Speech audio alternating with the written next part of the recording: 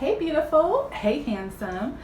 Just want to do a quick video. I know I've been very inactive on this channel and I would like to record a little more. I don't expect this to be a career or anything, but I do enjoy doing it and I enjoy the feedback. I love when there's comments, so please comment, please like, please subscribe if you want to, okay? So I was thinking to myself about my past relationships and things I've heard from my friends, things they had to endure with their partners, both male and female. And it's come to me that many of us tolerate more than we should, and we try to squeeze into a mold when we don't have to, right? There's times when you might do something that you don't normally do to just make them happy. That's fine. A gesture that might inconvenience you a little bit, that's fine. But if you're going to change who you are for that person, that makes no sense. How long can you keep that up? Ladies and gentlemen, you don't have to tolerate someone's going to lie to you. If you check the story or something is revealed to you and you find out it's a lie, and that happens more than once, it shouldn't happen even once. You don't have to tolerate. You don't have to keep going back and forth with that person. If someone doesn't want to spend time with you, you don't have to convince them to spend time with you. You don't have to bribe them or tell them the benefits of spending time with you. If they don't want to, they're not interested. And they can do a lot of different things to make you believe they're interested, and I experienced that. This person wanted to have kids with me. He showed me wedding rings, said he wanted to get married. He did enjoy the time we spent together, so he said. But there's things I wanted him to do because my love language is action related, services and gifts, and it is what it is. But that's what I really appreciate, and more than anything else, services. You do something for me, I'm like, oh wow, you really care, because it took time. It takes time, takes thought, it takes effort to run someone a service, right? I'm Caribbean, so we say run a service. But anyway, so if someone does that for me, I really am appreciative, and it really touches my heart.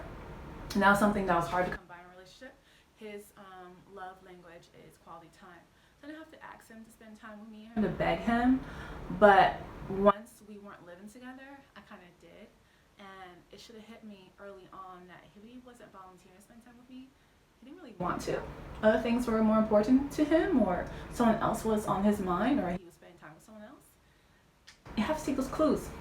So you don't have to beg anyone to want to be in your environment, want to be in your atmosphere, share your vibe, and do simple little things with you. I like to do different activities, but also I'm fine, relaxing at home, talking, having a meal, watching a good show. I'm fine with those things. But if someone doesn't want to do that with me, they're not interested. You don't have to impress their family. Be yourself. If you vibe with family, good. The first few times you are a little more formal when you meet people. You don't have to squeeze into a mold and change who you are, and change your voice, change the way you dress, and change your mannerisms to impress anyone's family. If that person wants to be with you, they want to be with you. And if you're not a good fit for a serious relationship where it might lead to marriage and you'll have to spend more time with family, that's something you have to think about too. Do I want to be part of this family? Can our relationship and what we have in our relationship be enough for me if I don't get along with his family? Will he be there to defend me if they have issues with me? Or the opposite? Will she defend me if her family has issues with me? As guys, they have to think about that too. This discussion is for men and women. And I want to stress the fact that you have to be yourself, because once it's all said and done and you're spending more time together, or you live together, or you get married, your true self comes out after the honeymoon phase. You're going to be yourself. And I learned that the hard way. I was cleaning a lot, more than I normally do. I do clean, but I don't clean every day. And I like things tidy, but I'm not always seriously cleaning. I would do that more. I decided, okay, I'm gonna wash all your clothes. You don't have to wash clothes yourself. You don't have to take them to a place to have them washed and folded. I'll do it for you. And I did that. You don't have to worry about cooking dinner. I'll cook dinner. And deep inside, I know I appreciate someone who cooks for me. I appreciate taking turns. I appreciate reciprocity. I appreciate someone doing things for me that I would do for them, right? I like it to be a two-way street, and there be exchange instead of me just giving. But I let myself get into a relationship like that. Ladies, gentlemen, you don't have to do that.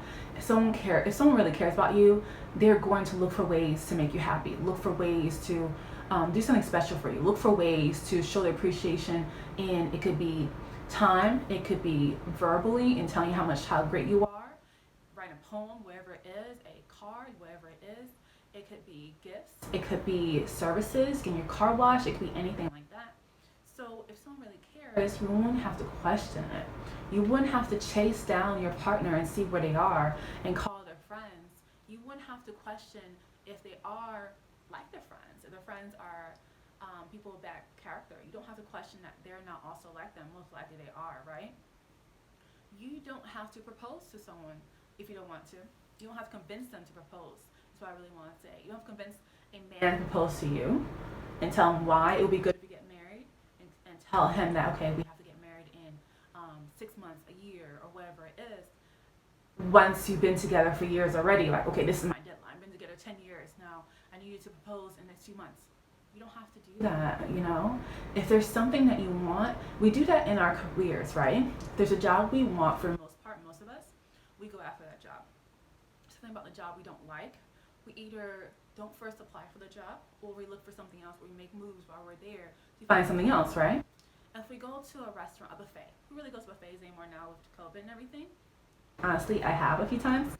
But if we go to a buffet, we don't say, okay, I'm not going to have the shrimp because my friends don't want me to have the shrimp.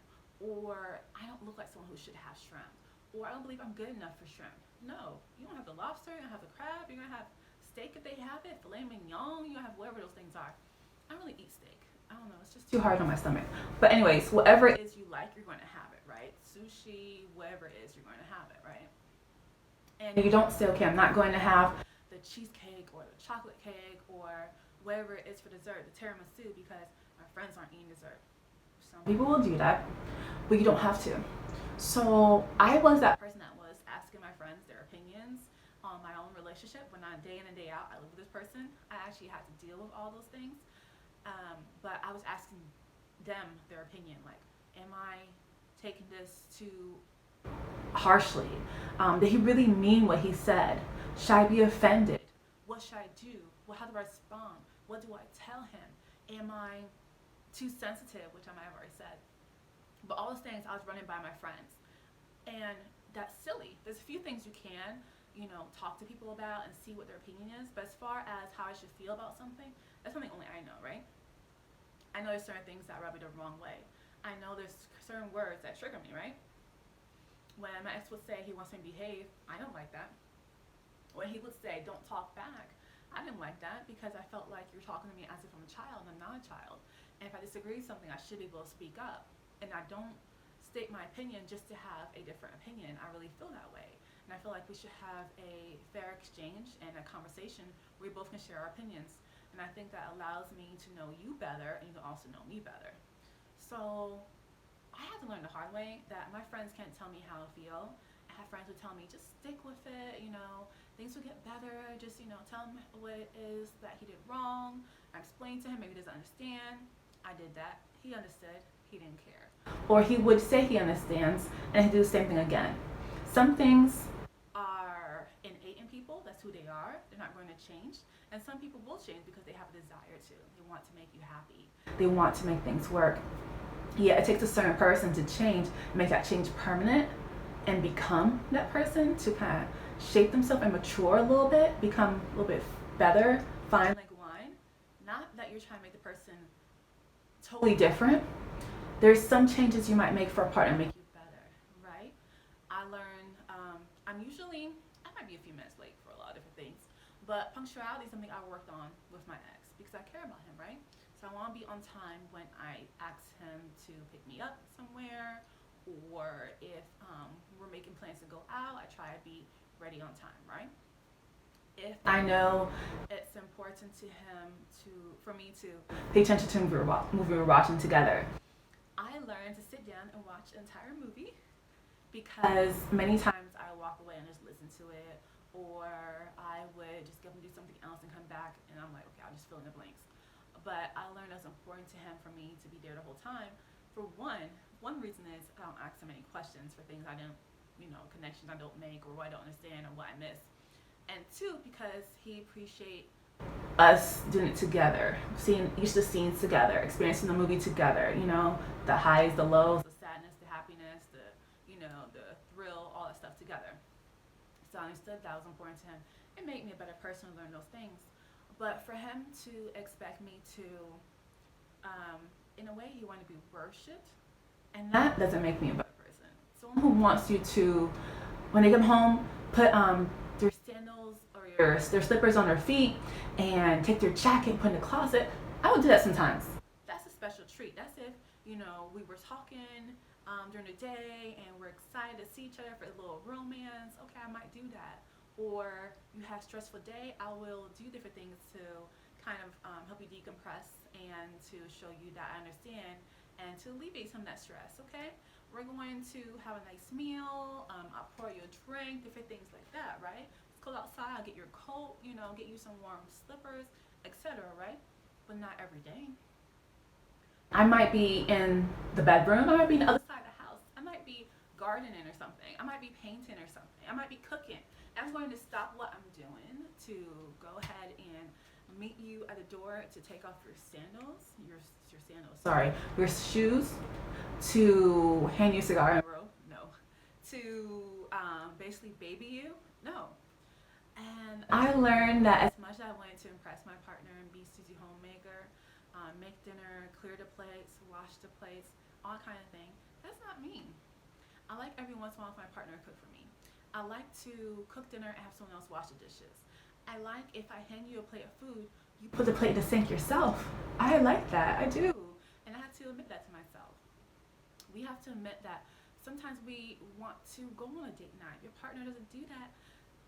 Sometimes we know early and we still want to make it work because the special feeling they give us, and it could be sexual, it could be just the intimacy and that the butterflies in your stomach, that warm feeling, the few words they say. So you keep the relationship going longer than you should, and you don't have to. You don't need to make the person make you feel better. You don't need that person to fill your time. You don't need that person to be your spouse. You don't need that person to impress your friends. You don't need that person for your Facebook timeline, your Instagram, your TikTok. You don't need that person. You don't need that warm behind on your couch. You don't need that person to warm your bed. There's so many other things you could do. There's big body pillows. There's you can get a heated blanket. You can put pillows there. You can, buy different things to make, your night kind of hot, so you be good. You fall asleep and not worry about it. You could do so many different things where you don't have to get a person to fill in that space. You don't need someone to go to family events. You don't really have to have him come with you to that wedding and just stay together so you have a partner or company at a family event, a wedding, a baby shower, a trip, whatever it is. Just explain, okay, we broke up. Right now I'm single and I'm happy. Truth is, I believe if you're happy with your situation, people will eventually leave you alone. You don't have to deal with those things. You don't have to deal with someone's depression that breaks you down, where a person's going to be rude to you because they're depressed. A person's going to make themselves a burden on you because they're depressed or they have mental illnesses. We all have bad days. Sometimes some of us have depression that we manage. Some of us have just times we're just blue, or we have things going on with our family we're born in, right? Sometimes we have things going on with our friends and work. We don't have to bring down our partner because of that. Whether you live together, you see each other every few days, once a week, whatever it is, you don't have to transfer those emotions. And as the other person in the relationship, you don't have to take those transferences of emotion. You don't have to deal with that.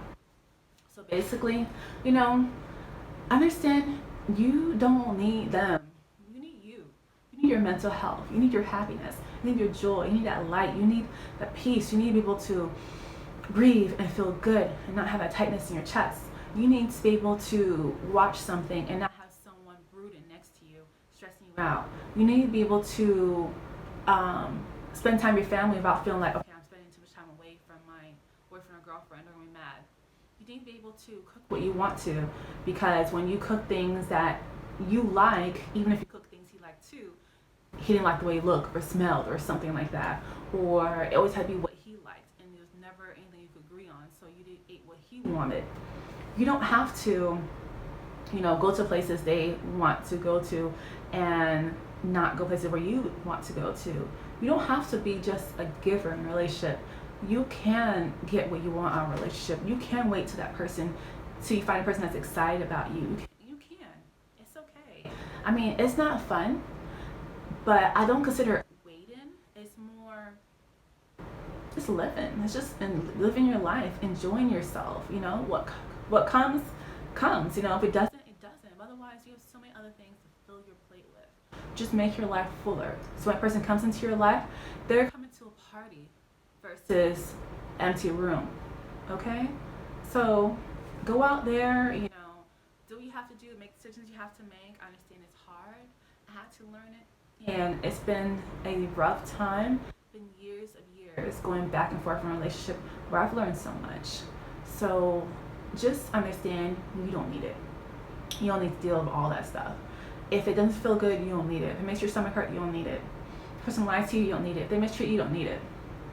If you don't know where they are and they can't answer their phone when they're away from you, you don't need it. If you have to beg them to be with you for the long haul, you don't need it.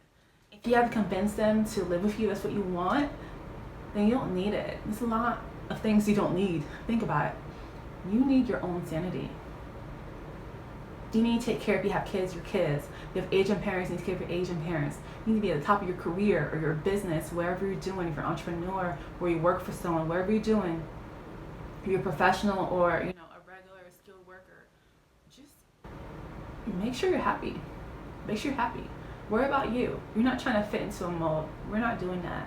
Remember that toy you used to play as a kid, where I believe it's pretty old, where you put the triangle and the circle in, and it's like plastic pieces that go into these holes in a brown plastic ball. The triangle doesn't fit where the square does, right?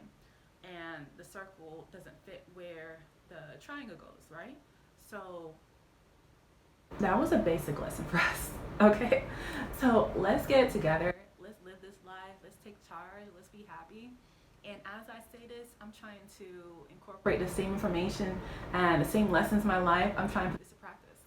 So basically, to wrap this all up, you do not need what doesn't make you happy. Do not need someone who stresses you out. You do not need to conform for anyone. You do not need an uncomfortable relationship. It also applies to friends and family members. You have to learn to cut.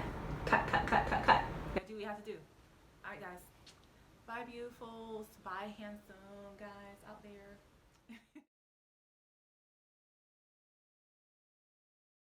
Bye, you all. Have a great day. Bye.